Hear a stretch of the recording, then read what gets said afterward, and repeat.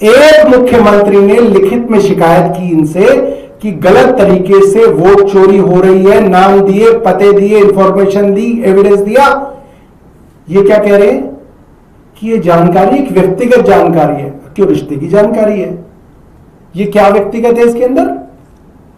एक मुख्यमंत्री, एक कॉन्स्टिट्यूशनल अथॉरिटी दूसरी कॉन्स्टिट्यूशनल अथॉरिटी को वोट चोरी जैसे गंभीर मामले में जांच के लिए कह रही है, प्रेस वार्ता करके बता रही है कि हमने ये इंफॉर्मेशन दी। ये उसकी जांच की इंफॉर्मेशन नहीं देना चाहते, ये नहीं बताना चाहते कि कौन जांच कर रहा है।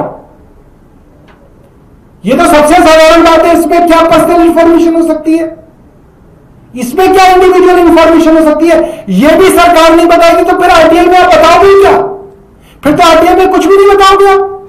फिर हमने पूछा इनसे, please provide the copy of file noting internal communication records indicating any action investigation initiated और ऑफिशियल रिस्पॉन्स प्रिपेयर्ड और issued by Election Commission of India in relation to the letter dated 9/1/2025।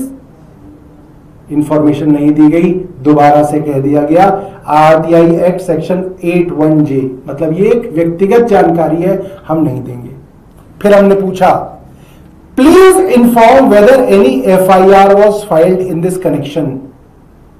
जवाब आया, नो इंफॉर्मेशन अवेलेबल, यानी कि कोई FIR election commission ने register नहीं की। मुख्यमंत्री ने लिखित में दिया है मुख्य चुनाव आयुक्त राजीव कुमार को। तो एक तो वो मुख्य चुनाव आयुक्त थे राजीव कुमार, आज रविशंकर जी बड़ा दुखी थे, ज्ञानेंद्र कुमार गुप्ता जी का नाम दे दिया गया, ज्ञानेंद्र कुमार गुप्ता जी की फोटो दिखा दी गई, कह रहे भैया वो तो 2023 में नहीं थे, अब तो है।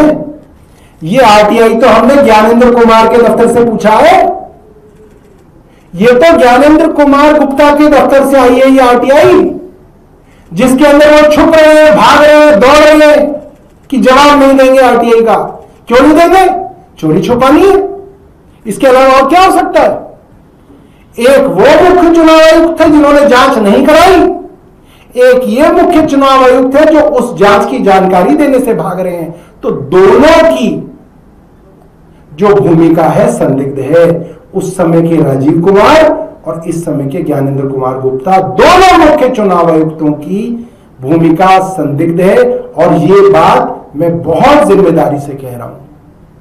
कोई जगह कोई आप रीजनेबल आदमी को दिखा लो कि भाई ये क्या हो रहा है, वो कहेगा चोरी हो रही है, खुल्लम खुल्ला हो रही है, खुल्लम खुल्ला हो रही है। उसके बाद हमने पूछा, क्या आपने किसी और को फॉरवर्ड किया है? तो आप बताएं, नो इंफॉर्मेशन अवेलेबल। क्या आपने कोई इसके ऊपर कार्रवाई की है? No information available. फिर हमने पूछा कि अभी जो current, please provide the current status of the said letter in the official records of Election Commission of India. अब क्या इसका स्टेटस है? तो लिखा है no action is pending on the part of Election commission.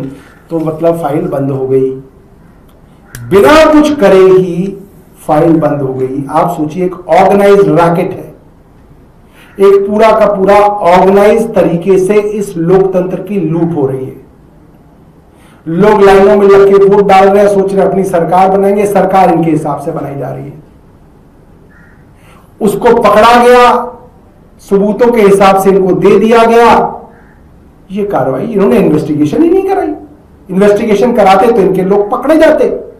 वो लोग पकड़े जाते कि किन्होंने डिलीशन की एप्लीकेशन लगाई थी, हजार लोगों के नाम डिलीट करा रहे हैं, कौन लोग हैं, वो पकड़े जाते 8-8। तो इसलिए वो इन्वेस्टिगेशन नहीं कराई। तो मुझे लगता है ये सारे के सारे कागज जो है हम लोग आपके सामने जो है उस पर डाल देंगे, व्हाट्सएप पे भी डाल देंगे आपके ग्रुप में, और ट्विटर पे मैं अपने हैंडल पे और काशी के हैंडल पे सब चीज़ें डाल दूंगा। और इसके ऊपर जो है मैं चाहूँगा इलेक्शन कमीशन जो है इसका जवाब दे।